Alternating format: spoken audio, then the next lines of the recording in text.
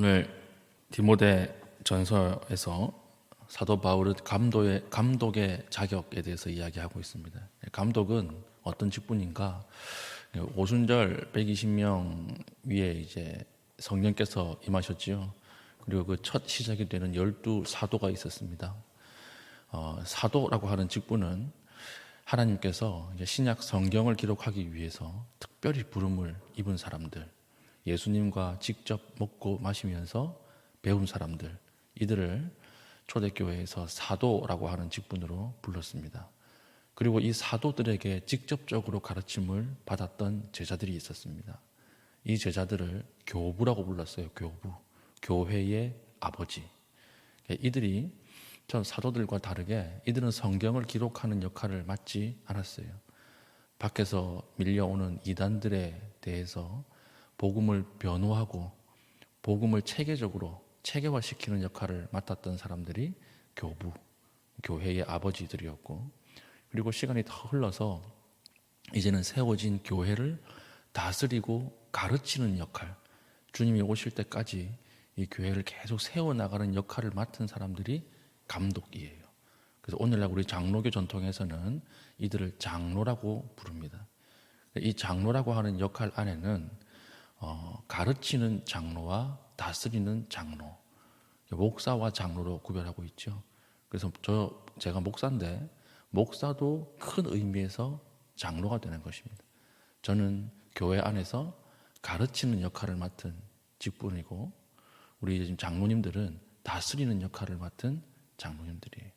오늘 이 감독의 자격이라고 하는 것은 교회에서 직분자를 이야기하는 것이죠.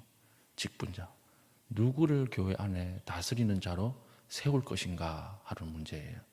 오늘 이것을 염두에 두면서 어떤 사람을 세워야 하는가 보겠습니다. 2절부터 그러므로 감독은 책망할 것이 없으며, 윤리 도덕적으로 책망할 것이 없다는 말입니다. 죄가 없다는 말이 아니에요. 한 아내의 남편이 되며, 이것은 가정생활이 방탕하지 않아야 한다는 말이죠. 한 아내의 남편이 되어야 한다. 그리고 절제할 줄 알아야 하며, 신중해야 하며, 단정해야 하며, 나그네 대접하며 가르치기를 잘하며, 손님들을 잘 대접하는 그런 심성이어야 하고, 그리고 가르치는 것을 잘하며, 목사가 여기에 해당하죠. 가르치기를 잘하는 사람을 교회 안에서 검증해서 목사로 세워야 하는 것이죠. 3절, 술을 즐기지 아니하며, 술 즐기지 말라고 성경에 나와 있죠. 술 취하지만 않으면 된다, 그 말이 아닙니다. 술을 즐기지 아니하며, 구타하지 아니하며, 오직 관용하며, 다투지 아니하며, 돈을 사랑하지 아니하며, 이런 사람들을 교회에서 검증해서 지도자의 자격으로 세우라는 거예요. 그리고 또 보겠습니다. 4절, 자기 집을 잘 다스려 자녀들로 모든 공손함으로 복종하게 하는 자라야 할지며. 이건 5절, 사람이 자기 집을 다스릴 줄 알지 못하면 어찌 하나님의 교회를 돌보리요. 이거 무슨 일이 생겼을 때 힘과 위계로서 이끌어가는 사람이 아니어야 한다는 것입니다. 자기 가진 힘을 믿고 폭력적 방식으로 이끌어가는 사람을 세우면 안 된다. 이건 뭘 보면 아느냐? 그 가정의 자녀들을 보면 알 수 있다라고 하는 거죠. 그 자녀들을 잘 살펴서 그 자녀들이 어떻게 반응을 하는가, 어떤 믿음을 가지고 있는가를 살펴서 교회의 지도자를 세우라. 이건 이제 사도 바울의 노하우죠. 목회 노하우예요. 그 사람 자체를 보지 말고 가정을 보라, 이렇게 이야기하고, 6절, 새로 입교한 자도 말지니, 그러니까 새가족 세우지 말라는 거예요. 새가족도 안 된다. 왜냐? 교만하여져서 마귀를 정죄하는 그 정죄에 빠질까 하며, 들어오자마자 지도자가 되었다고 해서 교만해질까 봐 새가족은 세우지 마라. 이 교회를 다스린다라고 하는 것은 시간의 검증을 거친 사람만 가능하다는 거예요. 오랫동안 공동체에서 같이 생활하면서 이 사람의 모든 측면을 다 보고 그렇게 결정해야 한다. 새가족은 아무리 돈이 많다고 해도, 아무리 세상에서 평판이 좋다고 해도 세우지 말라 이렇게 이야기를 하고 있고요. 7절 또한 외인에게서도 선한 증거를 얻은 자라야 할지니 비방과 마귀의 올무에 빠질까 염려하라. 외인은 누굽니까? 믿는 내부에서뿐만 아니라 세상에서도 좋은 이웃이어야 한다는 거예요. 제가 이런 경험이 있거든요. 전도 축제 때 어떤 한 분이 전도돼서 왔어요, 교회에. 그런데 교회에 어떤 직분자를 딱 보더니 바로 뛰쳐나가는 거예요. 그래서 왜 뛰쳐나가느냐 물어보니까 저 사람이 이 교회에 다닙니까? 이렇게 얘기하는 거예요. 그래서 우리 교회 누구누구 직분자입니다. 이렇게 얘기하니까 그러면 저는 예수 안 믿겠습니다. 이러더라고요. 들어보니까 어떤 말이냐면 그분이 한 10년 전에 그 교회 직분자 가지고 있는 건물 1층에 음식점을 하고 있었대요. 근데 그 건물주 되는 그 사람이 얼마나 악하게 했는지, 얼마나 상처를 줬는지 그 평생의 상처였는데 거기서 본 거예요. 그 교회 안에 직분자로 있는 거예요. 저런 사람이 믿는 신이라면 난 안 믿겠다. 이런 것 같은 제 경험이 있어요. 그분은 지금 들을 수 없지만 이 설교를. 그러니까 오늘 사도 바울의 말이 맞죠. 외인에게서도 선한 증거를 얻는 자라야 할지니 검증하라는 거예요. 검증해서 예수 그리스도의 어떤 영광이 직분자, 세워진 자들을 통해서 드러나게 하라. 이렇게 이야기를 하고 있는 것입니다. 그러면 이제 이 구절을 가지고 우리가 교회 안에 직분자를 뽑는 성경 근거로 삼거든요. 그러면 우리 지금 쭉 나오는 것을 보면 교회 직분자를 세우는데 전부 무엇에 관한 것입니까? 인격적 내용을 가지고 말하는 거예요. 전부 인격이에요. 교회 직분자를 세우는데 병 고치는 사람 세우라 이렇게 말 안 했어요. 방언하는 사람 세우라 이렇게 말 안 했어요. 성경 100독 이상한 사람 세우라 그렇게 말 안 했어요. 건강한 사람 세우라. 그리고 돈 많은 사람 세우라. 그렇게 얘기 안 했어요. 전부 다 모여가는 것입니까? 100% 인격적인 내용이에요. 인격적인 사람을 세우라라고 하는 것입니다. 이걸 보면 하나님 우리에게 오늘 주시는 메시지가 있어요. 첫 교회 120명 위에 성령이 임하셨던 오순절 성령 사건은 급진적으로 이루어졌어요. 교회가 단번에 생겼어요.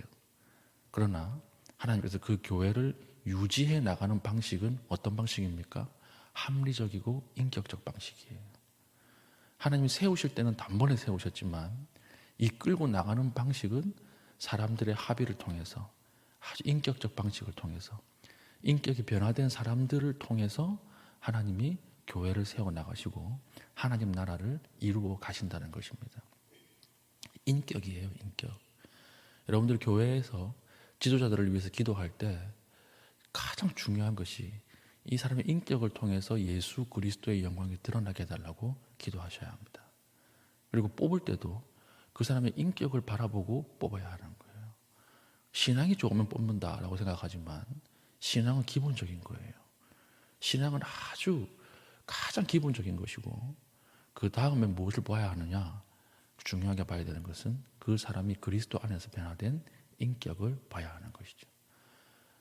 신앙이라고 하는 것은 하루아침에 변할 수 있습니다. 말기 암 환자가 바로 회복되죠. 그러면 이 사람 신앙은 거의 천사처럼 변해요. 신앙이라고 하는 것은 하루아침에도 좋아질 수 있는 거예요. 그러나 인격은 아니에요. 인격은 그릇이에요. 은혜를 담는 그릇이기 때문에 하나님이 계속 빚어가야 하는 거예요. 이건 시간이 걸리는 거예요. 시간의 검증이 필요한 거예요. 그래서 사도 바울은 오늘 디모데에게 그 사람의 은혜 받을 그릇을 보고 지도자를 뽑으라 이렇게 얘기하는 거죠. 하나님은 교회를 세워나가실 때 사람을 통해서 세워나가십니다. 더 정확하게는 이 사람의 변화된 인격을 통해서 하나님 나라를 세워나가시는 거예요. 그럼 오늘 우리가 하루 어떻게 살아야 하겠습니까? 여러분, 한번 내가 참는 거, 내가 한번 용서하는 거, 그 손해보는 게 아니에요. 여러분들이 복음에 말씀에 힘입어서 한번 참고 한번 용서할 때 그때 여러분에게 하나님의 나라가 임하는 거예요. 여러분 하나님 나라가 가정에 임하고 직장에 임하고 여러분들의 삶에 하나님의 나라 천국이 임하는 것입니다. 오늘 나는 하나님 앞에 어떤 변화된 인격을 가지고 있습니까? 여러분, 다 화낼 수 있다고 다 화내지 마십시오. 옳은 것 있다고 다 말하지 마십시오. 들어보면 다 맞아요. 목사님, 이래야 하는 거 아닙니까? 그러면 그 말이 맞네. 그럼 반대쪽 사람들이 아니 목사님 이래야 한다니까요. 그럼 또 그 말이 맞아요. 오른쪽 왼쪽이 다 맞아요. 야당 여당 말이 다 맞아요. 여러분, 옳은 것으로는 하나님의 뜻을 드러낼 수 없어요. 옳은 것으로는 하나님의 나라가 드러나지 않아요. 거기에서 더 분열돼요. 더 나뉘어지는 거예요. 하나님의 나라는 어디에서 일어납니까? 변화된 인격으로 인내하고 참고 포용하고 받아들이고 손해볼 때, 그때 하나님의 나라는 세워진다라고 하는 것입니다. 그래서 옳은 사람 한 사람 들어가면 그 공동체가 다 깨지는 적이 많거든요. 예. 자기는 옳아요. 이게 맞아요. 그런데 공동체는 나뉘어지는 거예요. 왜 그런 줄 아십니까? 여러분들의 인격 때문에 그래요. 여러분, 오늘 하나님 앞에 기도할 때 하나님 그리스도 안에서 복음에 감격해서 변화된 인격으로 하나님을 드러내게 해주십시오. 예수를 증거하게 해주십시오. 기도할 수 있는 믿음의 신실한 주의 종 될 수 있기를 축복합니다. 아멘. 기도하겠습니다. 오늘 우리 교회에 세워진 지도자들을 놓고 한번 기도하겠습니다. 장로님과 또한 저와 교역자들과 구역장들, 그리고 성가대, 교회 봉사자들, 모든 하나님 세우신 지도자들 위해 하나님 성령의 거룩한 인격을 허락하여 주셔서 이들을 통하여 교회가 더욱 아름다워지게 하여 주시옵소서 기도하시고, 두 번째는 하나님 나의 인격을 변화시켜 주시옵소서. 오늘 하루도 인내하게 하시고 참아내게 하시고 용서하게 하시고 하나님 엎드릴 수 있는 깊은 인격의 변화를 허락하여 달라고 합심해서 기도하신 이후에 개인적인 기도의 제목을 가지고 기도하시고 자유롭게 돌아가겠습니다.